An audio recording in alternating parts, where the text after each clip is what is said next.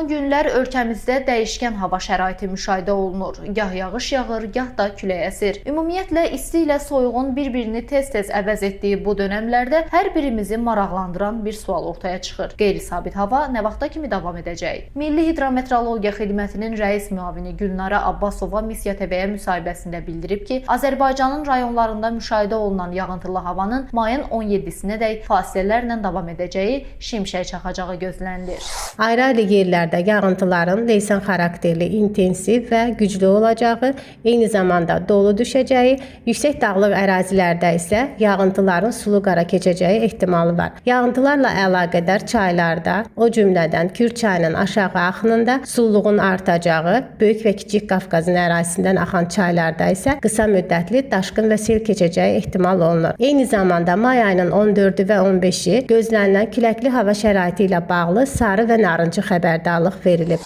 Həmçinin mayın 14-ü gün ərzində 15-i gündüzədək Bakı şəhəri və Abşeron yarımadasında, o cümlədən bəzi bölgələrdə şimal-qərb küləyi əsəcək. Küləyin sürəti Bakı və Abşeron yarımadasında 28 metr/saniyə, bir çox ərazilərimizdə isə 20 metr/saniyəyədək güclənəcək. Zərintac Mayıs qızı, Təbriz Qoliyev, Missiya TV.